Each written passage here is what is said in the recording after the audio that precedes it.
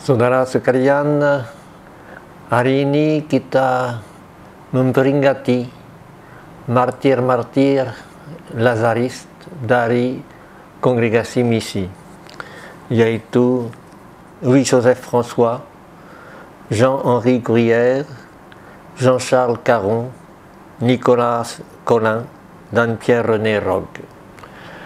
Mereka hanya sebagian kecil dari orang yang menjadi martir masa revolusi Prancis mulai 1792 sampai 1794, yang dikatakan bahwa ada 500.000 orang yang dipenjarakan karena soal agama, dan dari mereka ada 17.000 orang yang dihukum mati dan sesudah suatu acara yang tidak ada arti, dan 5.000 orang yang dihukum mati tanpa pengadilan.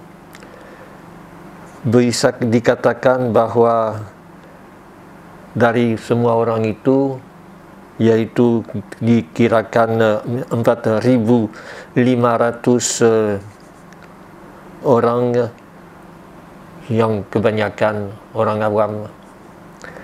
Ada juga pastor-pastor, sister, bruder dari berbagai kongregasi, dari Yesuit, dari semua kongregasi yang ada pada waktu itu.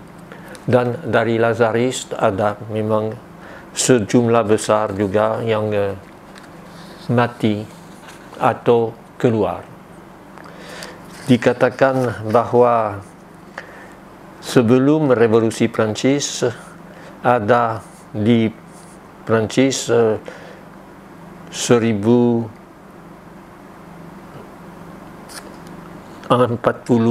anggota CN, dan habis revolusi Prancis tinggal 325 imam dan bruder.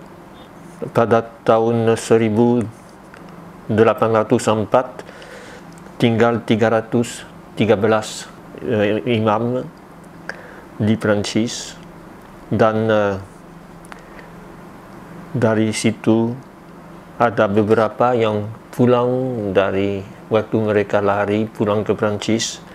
Pokoknya harus tunggu 2 generasi sebelum CM bisa dipulihkan.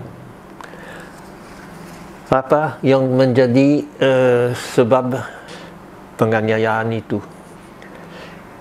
Revolusi Prancis mau memutuskan bahwa semua orang pastor, sister, harus membuat suatu sampah untuk setia pada revolusi, setia pada prinsip dari revolusi, kesamaan dan kebebasan, liberté, égalité. Dan itu ditanya di Roma apakah boleh, dan di Roma justru Sri Paus Pius ke-6 pikir lama, terlalu lama untuk memberi suatu keputusan, sehingga pastor-pastor harus memutuskan sendiri. Dan yang memutuskan setia pada revolusi akhirnya diekskomunikasi oleh Roma. Padahal Roma belum omong sebelumnya.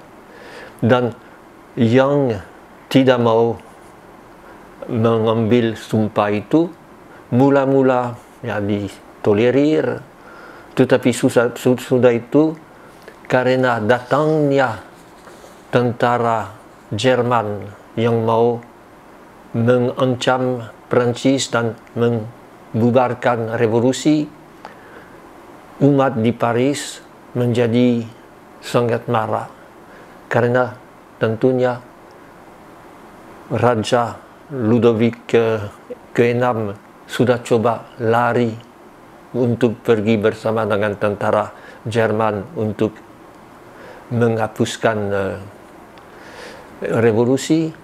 Ada banyak pastor juga yang melari ke situ, sehingga semua yang pastor yang tidak membuat sampah, yaitu mayoritas, dianggap sebagai musuh. Dan pada permulaan September 1792 dibuat suatu pembantaian, suatu pembunuhan massal di seminari Saint-Firmin, di mana mereka, pastor-pastor, sedang melindungi diri. Dan diantaranya yang kita sebut tadi, ada juga sesudah itu di berbagai tempat di Prancis yang dibunuh karena tidak mau sampah. Itu yang suatu alaman yang sangat menyedihkan dalam sejarah Prancis, karena revolusi yang pada permulaan justru sudah berkata bebas beragama, tetapi sesudah itu menjadi anti agama secara sangat besar. Kita bisa melihat keberanian dari semua orang yang tidak mau tunduk, kaum awam, orang putri kasih. Ada juga kami merayakan beberapa waktu yang lalu putri kasih yang menjadi martir dari revolusi. Kita bisa mengambil contoh dari mereka, dari keberanian mereka untuk setia, tetapi juga lihat bahwa kadang-kadang justru dalam gereja ditunda keputusan secara fatal, secara yang sangat-sangat membuat akibatnya yang jelek sekali. Seandainya Sri Paus mau berkata, karena dalam sumpah itu belum ada anti agama, tetapi hanya harus pro revolusi, pro republik. Kita lihat hal yang sama yang terjadi di Cina, di mana ada orang Katolik dan pastor dan lain-lain yang mau mengakui pemerintah komunis Cina yang lain hidup di bawah tanah. Sama juga di Perancis, dari yang ambil sumpah, ada yang sungguh-sungguh menjadi orang yang memajukan hidup dalam Perancis dengan antara lain menghasilkan bahwa perbudakan dihapuskan, tetapi juga ada yang tinggalkan agama, ada yang lari, ada yang ini kita dengar dari CM waktu dari pemerintah republik dikatakan tidak boleh ada kaul-kaul. Kebanyakan seminaris yang sudah berkaul berprotes terhadap kongregasi dan akhirnya keluar. Dalam tahun 1790 kosong, tidak ada seminaris lagi. Kongregasi misi seperti kongregasi lain dihapus dan harus tunggu abad ke-19 untuk melihat lahir kembali semua itu berkat Napoleon yang mau melahirkan untuk bawa spirit Prancis ke luar negeri, ke Cina atau lain, bukan untuk bawa Injil.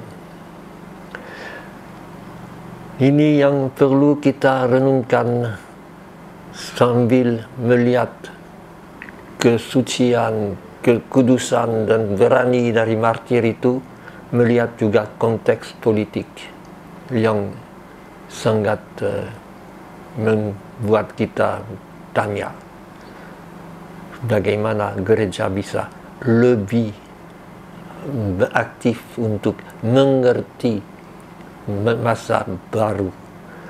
Kita bisa lihat bahwa sepanjang abad ke-9 kebanyakan Katolik anti revolusi dan mau kembali ada kerajaan. Juga pada abad pertama, bagian pertama dari abad ke-19 sama juga. Harus tunggu